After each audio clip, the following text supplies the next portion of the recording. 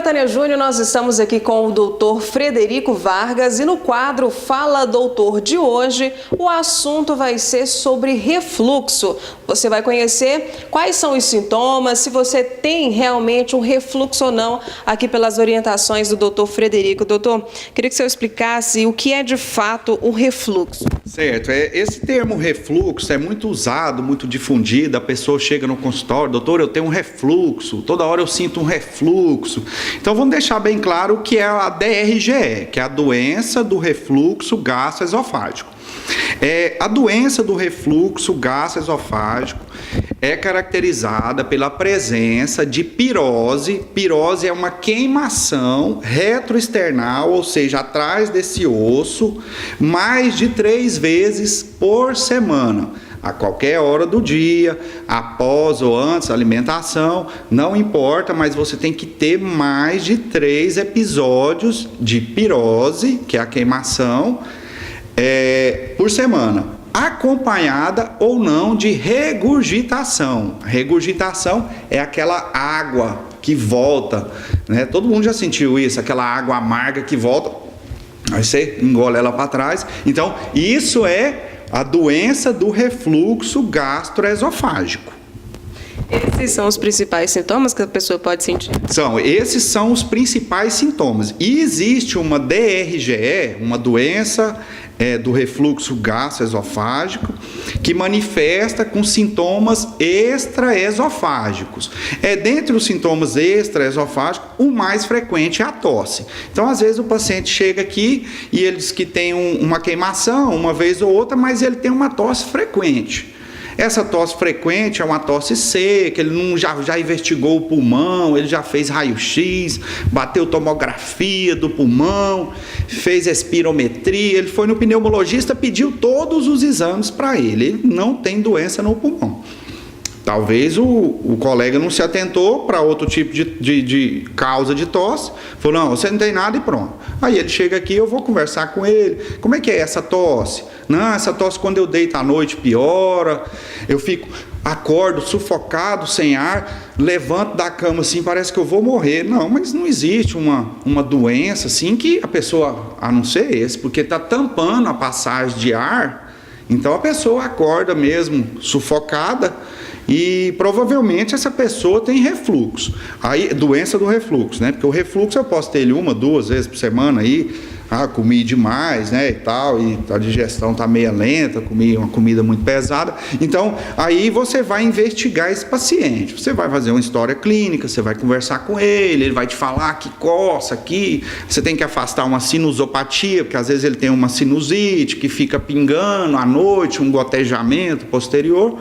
E aí você vai solicitar uma endoscopia para esse cara. Fala, não, vamos fazer uma endoscopia e vamos ver se você tem mesmo essa doença do refluxo. E aí na endoscopia a gente vai conseguir identificar uma erosão. Essa erosão no esôfago, aí ela caracteriza a doença do refluxo gastroesofágico. E tem casos que eu tenho doença do refluxo gastroesofágico sem erosão. Então eu tenho doença do refluxo erosiva e não erosiva ao exame de endoscopia. E aí eu vou averiguar esse paciente, as outras causas, ele já foi lá no doutor lá e não tem problema no pulmão, não é isso mesmo. Eu vou passar um remedinho para ele e vou ver a resposta. Doutor, tomei o remédio, foi bom demais. Então tem paciente que vai ter que tomar o remédio 45 dias, 60 dias, 28 dias é o mínimo, no mínimo 4 semanas, até 8, 12 semanas, dependendo do caso. E aí você vai orientar esse paciente a descontinuar o remédio, ele vai parar a medicação e nós vamos ver se esse refluxo vai voltar. Uma boa parte resolve. Outra parte tem que fazer um tratamento de uso contínuo de medicação, porque ele tira o remédio e ele volta a sentir os sintomas. Então, esse paciente que você não consegue resolver ele com o tratamento por um período, ele é o mais difícil de ser manejado. Então, existem umas orientações para fazer o tratamento sob demanda, então, na menor dose possível desse medicamento, que é um IBP, né, inibidor de bomba de prótons.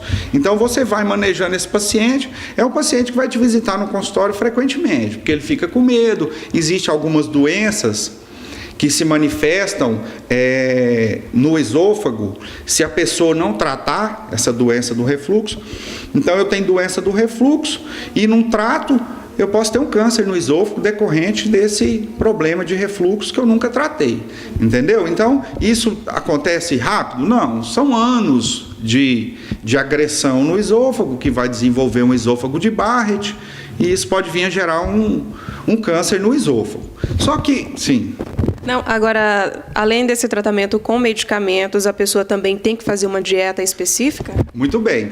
As medidas comportamentais são essenciais no tratamento do refluxo. Então, a pessoa que come muito, poucas vezes ao dia, não, eu só almoço e janto, ele está com erro alimentar. Não, ele tem que tomar café da manhã, ele tem que fazer um lanchinho, 9h30, 10 horas da manhã, e 10 horas, e meio-dia, 1h, ele vai fazer o almoço dele tranquilo, outro lanchinho à tarde e jantar mais cedo. Então a pessoa não pode comer um grande volume de comida, porque isso vai piorar o refluxo. Se a pessoa for gorda, obesa, barrigudona, então a barriga vai pesar aqui, principalmente deitado. Na hora que ele deitar, aí vai, né? Se pegar um saco cheio d'água, apertar ele, a água vai. Então, assim, é o estômago. Você pega um barrigudão, 120 quilos, ele deita, quando eu deito eu sufoco, começa a tossir. Esse cara está com refluxo, ele tem que emagrecer, né? Então, comer e deitar é totalmente contraindicado para quem tem refluxo. Ela tem que se alimentar quantas horas antes, né, de dormir? Pelo menos 3. Então, se eu deito 10 horas da noite... 7, 7h30 é a hora que você tem que estar jantado já e fazer um quilinho, não deitar no sofá, você tem que ficar sentado no sofá ou numa cadeira, dar uma caminhadinha ali pela casa para ajudar na digestão. Esse é a medida mais importante no tratamento da doença do refluxo, são as medidas comportamentais. O remédio vai te ajudar, entendeu? Porque ocorre uma desordem no esfíncter inferior do esôfago, é um anel que abre e fecha aqui. Ele tem uma desordem nele. Ainda não conseguiram definir uma causa certa disso. Então, ocorre essa desordem e aí a pessoa começa a desenvolver esses sintomas. Se não tratar, pode se agravar até com câncer. Agora a gente está falando nessa parte de dieta, alimentação, comer tomando algum líquido é aconselhável? Olha, isso é controverso, entendeu? Alguns estudos falam que a pessoa tem que comer e não pode ingerir líquido e tal, mas isso aí não está definido ainda. Isso vai do próprio paciente. Mas quando eu como, eu bebo muito líquido, aí piora. Então você orienta esse paciente, fala, então vê se você diminui a ingesta de líquido enquanto você estiver alimentando, depois se alimentar, você espera um pouquinho. Então, mas isso é ainda uma questão que existem estudos dizendo que orientam o paciente a fazer isso, mas a medida principal é não comer e deitar, elevar um pouco a cabeceira da cama, dependendo do caso do paciente, emagrecer, melhorar a alimentação, fazer atividade física, para o seu metabolismo melhorar, você se sentir melhor, emagrecer, porque isso é importante em todos os meios da medicina que você vai pesquisar as doenças. A pessoa que é ativa fisicamente, que tem uma boa alimentação, na grande maioria das vezes ela desenvolve menos doença e tem uma qualidade de vida melhor.